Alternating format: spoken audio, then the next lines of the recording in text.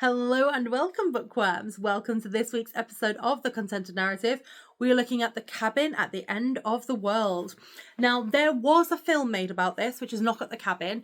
Now, as you know, I no longer do the book to film adaptations, but I am just letting you guys know, because I know that somebody on my channel a couple of weeks ago was asking about the Key in the Lock and thought that they'd seen a film about it before. So I just wanted to let you guys know that there is a film out there, and I enjoyed it. You know, some people didn't, but again, it's always subjective as to what you like and what you don't like. So essentially what happens is you've got 7-year-old Wen and her two dads are out in this cabin in the middle of nowhere. They've got no signal. They're just going away for a week. They're enjoying their lives. And 4 strangers turn up at the door. And basically, you know, you've got the main guy, Leonard, who is huge, and in the film is played by Batista. He plays it very well. You've also got Rupert Grint in it as well, who plays Ron Weasley. I love that guy. But anyway, so these 4 strangers turn up at this cabin and basically say that the two dads, one of them, the family has to choose one of the family to die, and they have to kill that person of the family. And if they don't, the world is going to end. And then it's a bit suspenseful. Now, I did enjoy this book for the most part, but I do think it dragged on a little bit. I think once you kind of gave that ultimatum of if you don't choose the world is going to end, I felt like it reached a point where, you know, it could have been a little bit quicker. And it was good, and I loved the ending. And my heart broke in like a few times while I was reading it as well. And honestly, it makes you think as well, like if you are out with your family and it's you and your partner, or you and your children, or whoever your family is, your family, and you're out and they say one of you has to willingly sacrifice themselves and be killed by the other person, or everybody else on this planet is going to die, what are you going to do? And you obviously, no one, I hope, is ever going to be put in that position where they have to actually make that choice. But it makes you think, like, would you make that choice? Because even when in the book they started showing things that could have been the outcome and the beginning of the end of the world because they had not chosen someone at that point, you know, you can still be like, this isn't real. You can't be this can't be what's going on.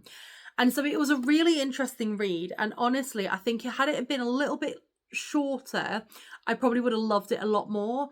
But there was points where I was like, okay, get to the point. Like, do you know what I mean? Like, you're explaining all of this. You're not building any more suspense at this point. But it started really well, and I did love the ending. So this is why I'm kind of reviewing it on the channel. But it does make you think, and it's like, and when you get to a point where you're like, are they telling the truth? Is what's happening real? That's when you're kind of like, okay, let's have a look. But I mean, how would you feel if you had 4 random people knock on your cabin in the middle of nowhere and then basically say one of you has to die, but we can't do it? Do you know what I mean? You wouldn't believe it, would you? I wouldn't believe it. So it is an interesting and thought-provoking story. And it does remind me a little bit of the end of Cabin at the End of the World. No, that's what I've just reviewed. Cabin in the Woods. Now, spoiler alert if anyone's watching this and has not seen Cabin in the Woods. So don't carry on watching from here. Go and watch the film first. But it does remind me a bit of Cabin in the Woods, where at the end it basically says, right, you have to kill the stoner that's left, and then the world will be fine. If you don't kill him, the world dies.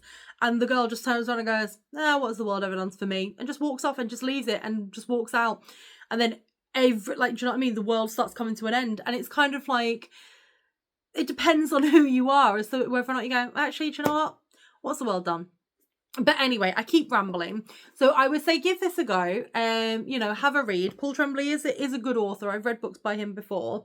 But obviously, let me know below in the comments what you thought. Let me know if there's any books that you'd like me to review. Let me know if you watched the film and you enjoyed it, because it is slightly different, the film to the book. But again, with the best will in the world, I don't have the time to keep doing those episodes because obviously this is not a monetary thing. This just is a bit of fun thing.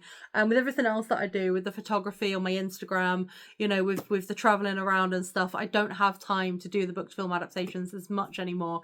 But you know, let me know in the comments if there is anything that you enjoy. And let me know how you found it. But thank you so much for your continued support. And remember to always keep it content.